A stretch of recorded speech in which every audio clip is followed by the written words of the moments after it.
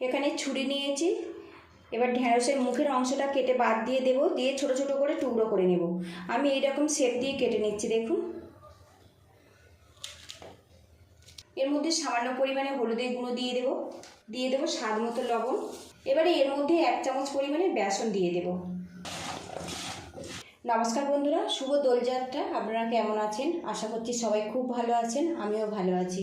আজকে আমি ঢেঁড়স দিয়ে একেবারে ইউনিক একটা রেসিপি শেয়ার করব। যারা ঢেঁড়সের লালার জন্য ঢেঁড়স খেতে একটুও পছন্দ করেন না, আজকের রেসিপিটা তাদের জন্য। আজকের রেসিপির জন্য এখানে দেখুন 300 গ্রাম আমি ঢেঁড়স নিয়েছি। আর বন্ধুরা, ঢেঁড়সের রেসিপি যখন বানাবেন অবশ্যই কিন্তু আধা ঘন্টা থেকে 1 ঘন্টার জন্য জলে ভিজিয়ে রাখবেন। ঢেঁড়সে প্রচুর পরিমাণে কীটনাশক দিয়ে তৈরি করা হয়। জলে ভিজিয়ে রাখলে কিছুটা হলেও কিন্তু কীটনাশক কমে যাবে। অবশ্যই কিন্তু জলে ভিজিয়ে রান্না করবেন। এখানে দেখুন একটা সাদা কাপড় নিয়েছি। ঢেঁড়সটা ভালো করে আমি জলে ভিজিয়ে রেখেছিলাম। এবারে এর গায়ে যে জলটা আছে এই জলটা মুছে নেব। এইভাবে সবগুলো ঢেঁড়স আমি মুছে নেব। এখানে ছুরি নিয়েছি। এবার ঢেঁড়সের মুখের অংশটা কেটে বাদ দিয়ে দেব, দিয়ে ছোট ছোট করে টুকরো করে নেব। আমি এইরকম শেপ দিয়ে কেটে নিচ্ছি, দেখুন।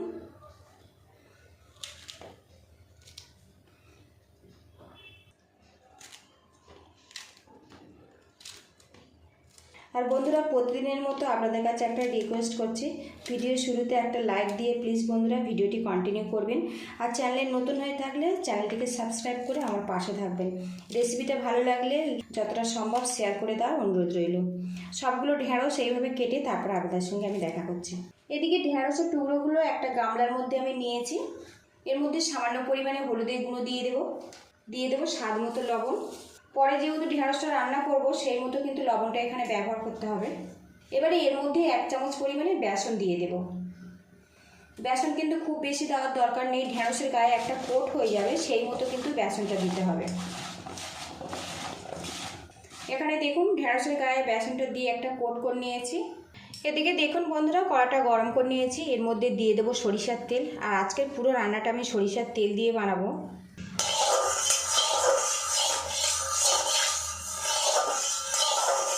এদিকে দেখুন বন্ধুরা, তেলটা কিন্তু বেশ ভালো করে গরম করে নিয়েছি।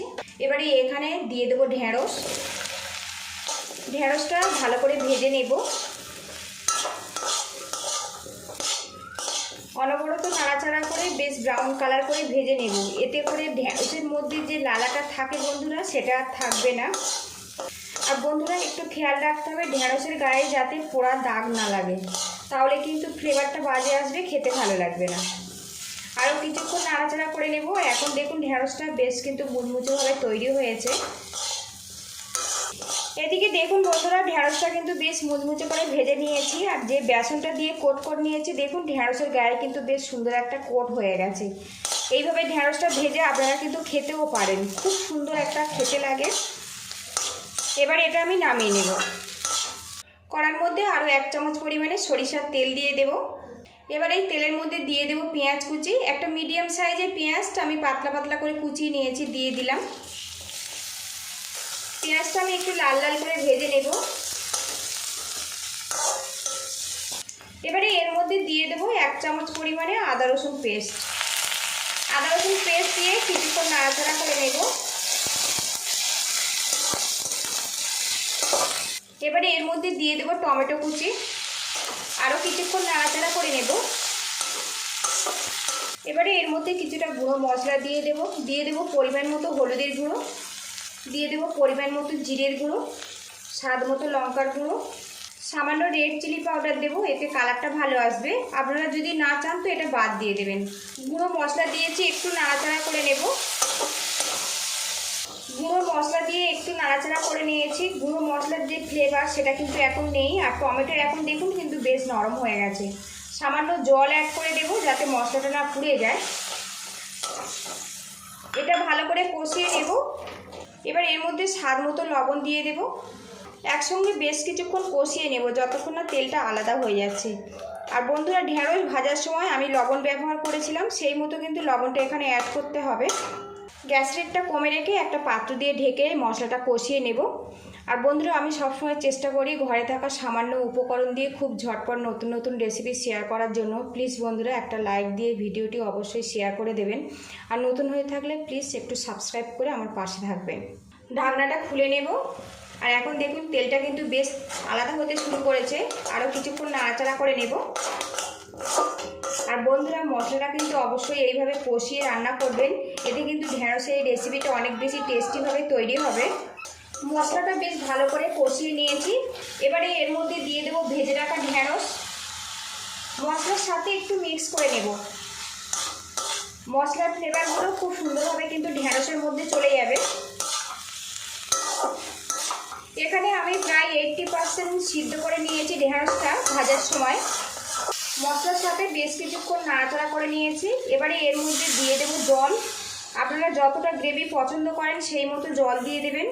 এদিকে দেখুন বন্ধুরা গ্রেভিটা কিন্তু ফুটে গেছে, কিছুক্ষণ রান্না করে নেব, এতে ঢেঁড়সটা কিন্তু বেশ ভালো মতো সিদ্ধ হয়ে যাবে।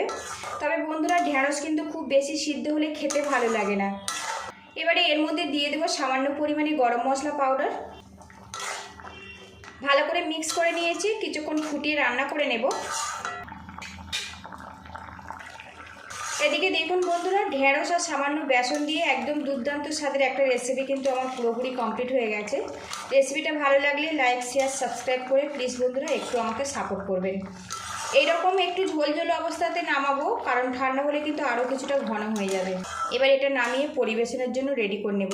তো বন্ধুরা দেখুন কত সুন্দরভাবে এটা রেডি হয়েছে। দেখুন বেসন আর ঢেঁড়স দিয়ে একদম নতুন ধরনের ঢেঁড়সের রেসিপি কিন্তু বন্ধুরা পুরোপুরি কমপ্লিট হয়ে গেছে। এই রেসিপিটা কিন্তু আপনারা ভাত, রুটি, পরোটা সবইতে পরিবেশন করতে পারেন, খেতে সত্যিই কিন্তু অসাধারণ হয়। ঢেঁড়সের লালার জন্য যারা একটু ঢেঁড়স খেতে পছন্দ করেন না, একবার এইভাবে বানিয়ে দেখতে পারেন। বাড়িতে বানালে অবশ্যই কমেন্ট বক্সে জানাবেন। পুরো ভিডিওটির সঙ্গে থাকার জন্য অসংখ্য ধন্যবাদ। ভালো থাকবেন, সুস্থ থাকবেন, দেখা হবে নেক্সট ভিডিওতে। তো বন্ধুরা এই যে ঢেঁড়সের রেসিপি বানিয়েছি এর মধ্যে কিন্তু কোনো রকম আর লালা ভাব নেই। আর লুকিংটা দেখুন কত সুন্দরভাবে এটা রেডি হয়েছে।